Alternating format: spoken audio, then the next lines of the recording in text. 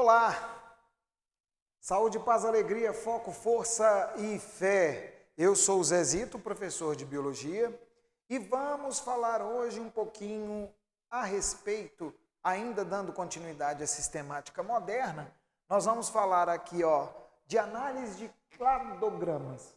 Um cladograma, ele consiste basicamente num diagrama evolutivo, um diagrama que vai determinar como foi que os processos evolutivos aconteceram em determinados grupos específicos de indivíduos.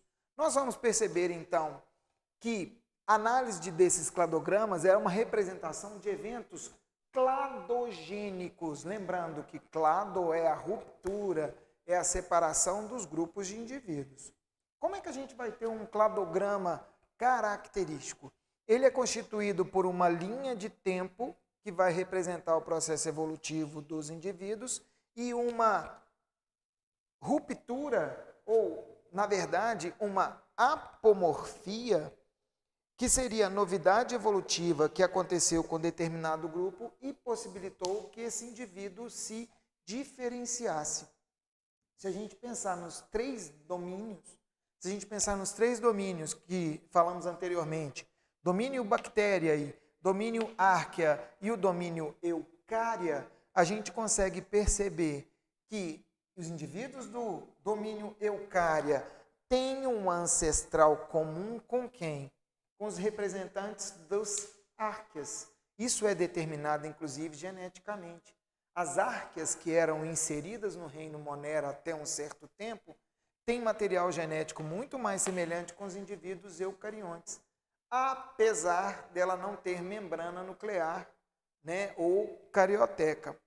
Pois bem, como é que a gente consegue, então, observar, dentre as características aqui, algo que é muito bacana num cladograma? Lembrando que isso aqui é um cladograma porque é uma representação da cladogênese, Então, quando a gente representa um cladograma bem característico, a gente vai pensar, por exemplo, nesse que eu fiz aqui para vocês, que representa aquela característica que nós temos há muito tempo, separando aí os indivíduos que são vertebrados. A gente separa eles em, classicamente, peixes, anfíbios, répteis, aves e mamíferos. E nem sempre levando em consideração a ancestralidade comum, que é extremamente importante. Eu mostrei aqui para vocês, nesse cladograma, algo que é importante. Coloquei aqui representantes, mamíferos, aves, crocodilos, lagartos, serpentes e tartaruga. Peraí, Zezito, você colocou aqui aves e crocodilos tão pertinhos um do outro e determinando esse ponto de encontro aqui, o que isso é uma classificação dos répteis atuais. Os répteis atuais são classificados em aves. Ave é réptil?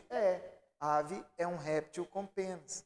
Isso é determinado evolutivamente. Um Archaeopteryx é um ancestral, é um fóssil, que foi possível visualizar exatamente o que aconteceu nesse processo evolutivo. Então, quando a gente analisa um cladograma, a gente pode perceber que existem eventos aqui que vamos ser chamados de monofiléticos. Quando nós tivermos aqui um ponto, esse ponto é um ponto monofilético. Um ancestral comum originou todos os vertebrados. Então, esse aqui seria monofilético. Mas quando a gente observa aves e crocodilos na comparação, esses dois indivíduos têm um ancestral comum. Se nós, por um acaso, considerarmos como era anteriormente e tirarmos as aves da classificação dos répteis, nós vamos ter uma definição aqui de um grupo que a gente vai chamar de parafilético, porque nem todos os descendentes aqui seriam incluídos. Seria um grupo meio que artificial. Um grupo artificial seria, então, esse grupo de répteis aqui, tirando as aves.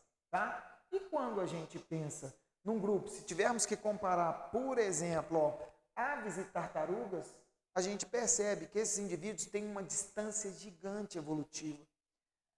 Considerando isso, nós vamos chamar esse grupo de polifilético, que tem ancestrais muito, mas muito diferentes. Se a gente pensar e levar em consideração nós, seres humanos, detalhe importante, nós não fomos originados dos macacos, porque senão não existiriam macacos hoje. Nós temos, na verdade, um ancestral comum. Então, segue comigo aqui rapidamente esse cladograma que representa o surgimento da espécie humana. Nós temos aqui, ao longo do processo evolutivo, um evento cladogênico que separou determinados grupos de indivíduos, onde nós temos quem tem um ancestral comum, nós e os chimpanzés, que temos, inclusive, mais de 90% do nosso material genético praticamente idêntico.